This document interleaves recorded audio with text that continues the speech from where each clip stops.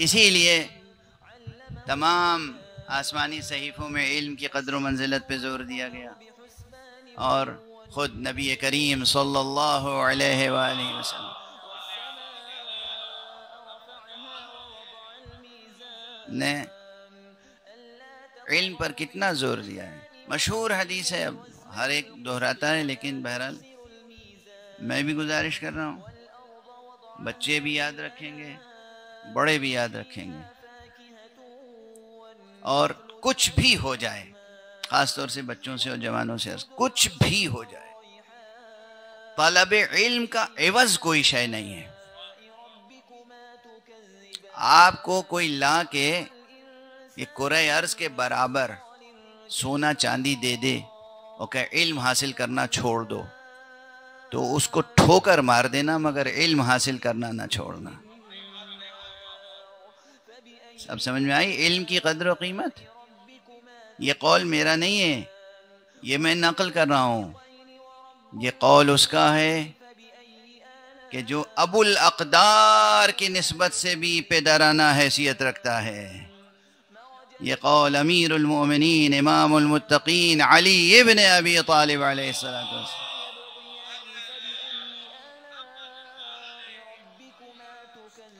آپ کا ارشاد ہے کہ طلب علم کا عوض کچھ نہیں ہے، کوئی شے طلب علم کا عوض نہیں ہو سکتی، اس کے مقابل میں نہیں ہو سکتی کہ کوئی شے کوئی دے دے، کوئی ضمانت دے دے۔ ارے بھئی تمہیں کیا کرو گے پڑھ لکھ کے؟ کھانے ہی کمانا تو ہے۔ پڑھنے لکھنے کے لیے وہی منع کرتے ہیں جن کی نظر بس کھانے کمانے پہ ہوتی ہے، لیکن اللہ کی، رسول کی، امام کی نظر صرف کھانے کمانے تک محدود نہیں ہے، آسمانوں پر چھا جانا ہے، تمہیں بلند ہونا ہے، بلند ہونا ہے، تمہیں زمین تک محدود نہیں رہنا ہے، آسمانوں تک جانا ہے، آسمانوں تک نہیں عرش تک جانا ہے، تمہیں ایسا وجود پیدا کرنا ہے کہ تمہارے نقش قدم کے لیے عرش منتظر ہو۔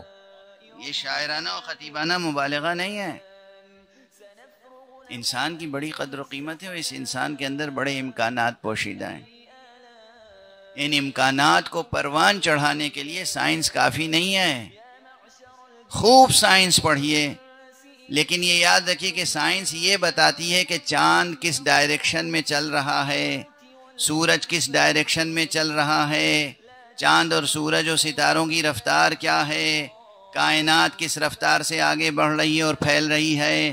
سائنس کے آگے وہ ہے جو سورج کی رفتار پلٹ دیتا ہے، چاند کو دو ٹکڑے کر دیتا ہے، اور چشم زدن پلک جھپکتے بھر میں وہ اس کائنات کو اور اس کے علاوہ نہ جانے کتنی کائناتوں کو طے کر کے منزل مقصود تک جاتا ہے اور پلٹ آتا ہے۔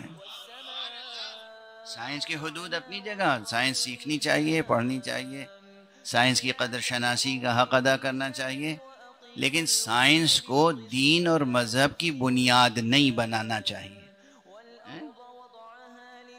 ایک سوال آج کل ہر ذہن میں ہے، سائنس مذہب کی، دین کی بنیاد نہیں بن سکتی۔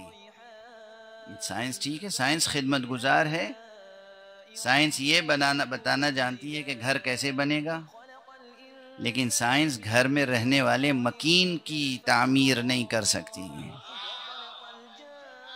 اب جملہ کہوں، سائنس مکان کی تعمیر کر سکتی ہے، مکین کی تعمیر نہیں کر سکتی۔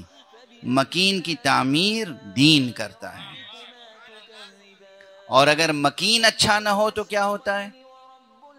مکین اگر اچھا ہو، یعنی رہنے والا اگر وہ باذوق ہے، تربیت یافتہ ہے، تو کسی اچھے مکین کو ویرانے میں بھی چھوڑ دیجئے تو اسے گلشن بنا دے گا، اور کسی ایسے شخص کو جو اچھا مکین نہ ہو، گلشن میں اور محل میں بھی چھوڑ دیجئے تو وہ اس گلشن اور محل کو بھی ویرانہ بنا دے گا۔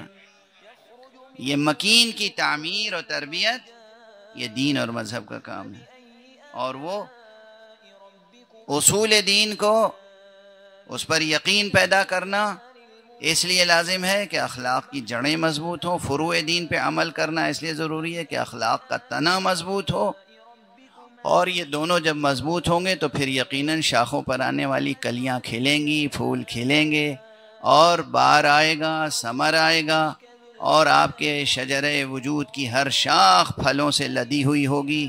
پھر لوگ آپ کو دیکھ کے سمجھیں گے کہ جب یہ ایسے ہیں تو ان کے مولا کیسے ہوں گے۔